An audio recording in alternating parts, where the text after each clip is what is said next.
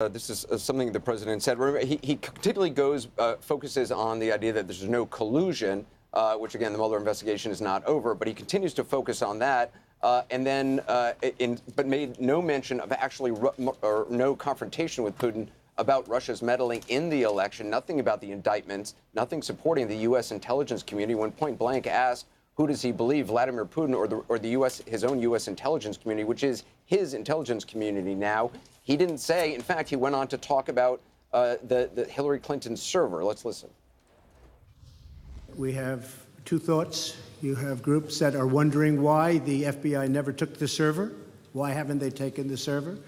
Why was the FBI told to leave the office of the Democratic National Committee? I've been wondering that. I've been asking that for months and months, and I've been tweeting it out and calling it out on social media.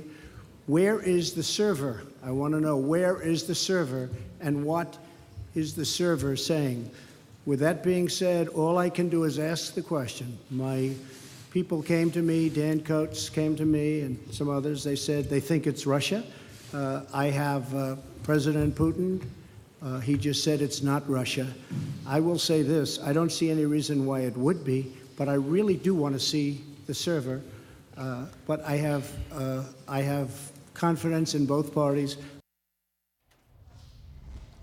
All he can do is ask the question. John King is joining us from Washington. John, it's extraordinary that the most powerful leader in the world publicly is claiming in front of the Russian president that all he can do is ask the question of Vladimir Putin if he meddled. That's not all he can do. He can actually confront Vladimir Putin. He can stand up to Vladimir Putin. He has no problem standing up to Angela Merkel. He has no problem standing up to Theresa May, not face-to-face, of course, but in the pages of the tabloid Sun, a Rupert Murdoch publication. When he's face-to-face with people, he does seem to have a problem to stand up to somebody, particularly to Vladimir Putin. But he doesn't even stand up to Vladimir Putin when he's giving interviews or behind Putin's back, as he does with most world leaders. I mean, John, I'm wondering what you thought of this press conference.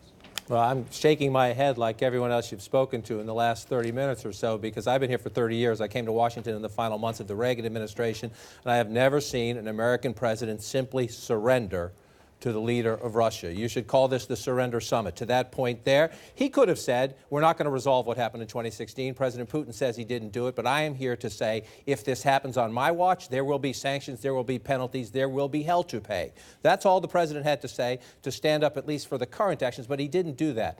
I'll repeat what everyone else said. He never specifically mentioned Ukraine. He didn't specifically mention the nerve agent attacks in the UK. He didn't mention the anniversary of the MH17 airliner being shot down. And not only that, he stood there while Vladimir Putin said, let's work together on cybersecurity, insert laughter here. Let's work together on transnational crime, insert laughter, ludicrous here. And he also said, stood there while Vladimir Putin voiced compassion for Syrian refugees. Russia is as responsible as anybody on this planet for the Syrian refugee crisis, and the President of the United States stood there and let him sound like a voice of compassion when he is a leader who has been a sponsor of reprehensible conduct. I come back to the panel. He sat in the chair of Winston Churchill in London just the other day, was photographed, outraged many in London about that, a man who stood up to the worst forms of aggression. His own national security advisor has said this was an attack on American democracy, and he completely slunk away. Well, he did. I mean, he really did, and you're going to have many, many, many days, weeks, and months of analysis on this. But to John's point about Syria, insert laughter here. I mean, it is an absolute disgrace. It's a parody of a disgrace, that. And particularly since the two of them, both presidents, did talk in very elliptical ways about this bizarre deal that may be being cooked up over Syria to protect Israel. Insert what other people have been potentially saying, that they will let this butcher, Bashar Assad, stay if they can figure out how to prevent Iran from threatening Syria. Israel, rather. That's what's apparently in the works. So the idea that they're now, and Putin has done this for years, the poor people of Syria, will help them out, humanitarian. I mean, it's Putin who stood in the way, along with his clients in Syria, of any kind of resolution, including a political resolution. I want to read a tweet from Lindsey Graham. He just tweeted, missed opportunity by President Trump to firmly hold Russia accountable for 2016 meddling and deliver a strong warning regarding future elections. This answer by President Trump will be seen by Russia as a sign of weakness and create far more problems than it solves. Dana Bash, not exactly a blast by Lindsey Graham against President Trump, but you know, one Republican at least mildly criticizing, I guess. Right. The first Republican, aside from Ben Sasse, who is also a Republican senator who is not a fan of President Trump, also sent out a statement saying that this press conference was bizarre and flat wrong. The U.S. is not to blame. Jeff Flake just texted me and also just tweeted that I never thought I would see the day when our American president would stand on the stage with the Russian president and place blame on the United States for Russian aggression. This is shameful. Jeff Flake is retiring. Ben Sasse has been a longtime never Trumper. Lindsey Graham was critical, but certainly not as critical as probably he would have been if this were a Democrat.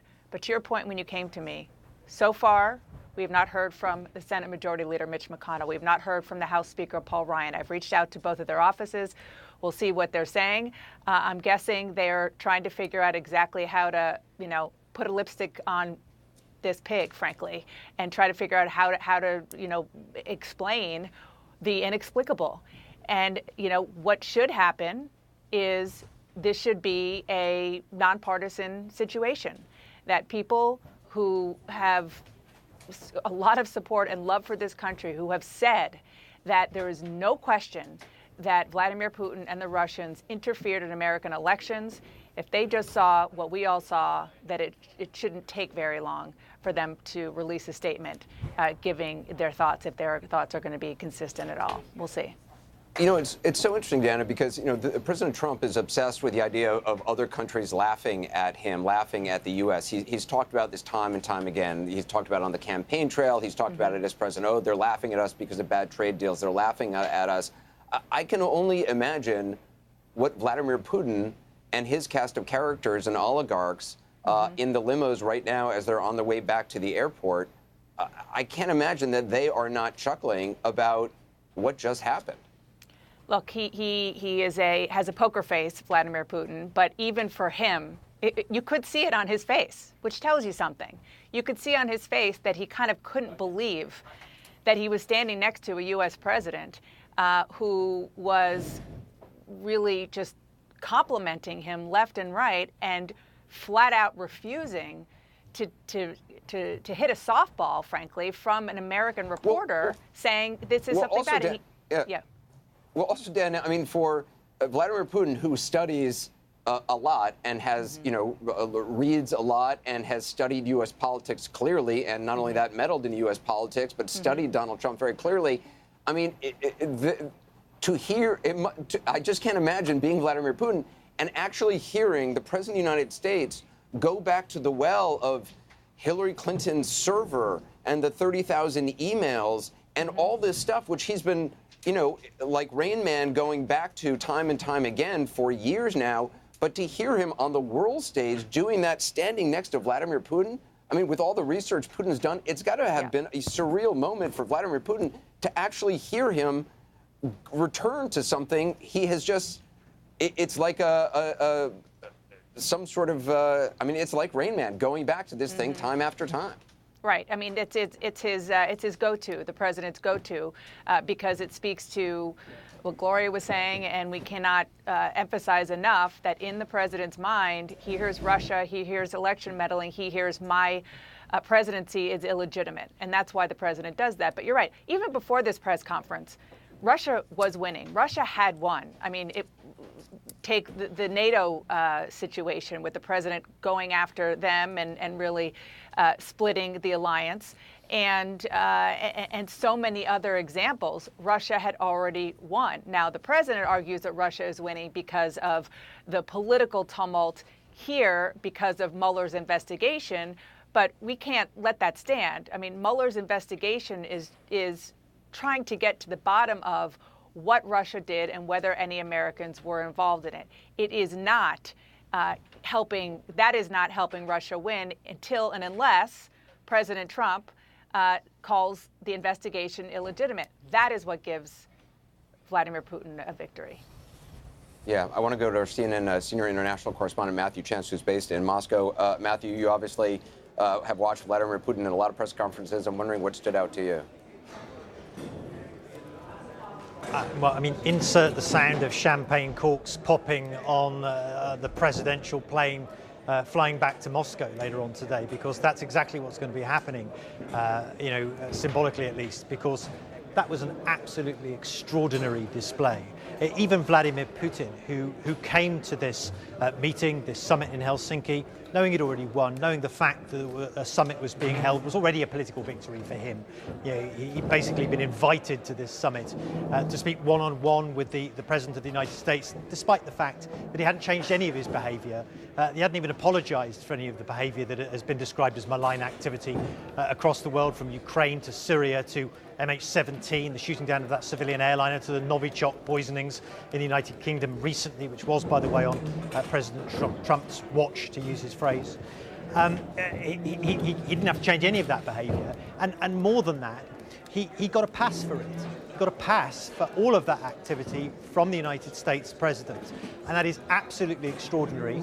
And I think it's something that even Vladimir Putin, flying back to Moscow this evening, and all the oligarchs in Russia and all the other politicians in that country will be celebrating and chuckling and, again, toasting President Trump this evening.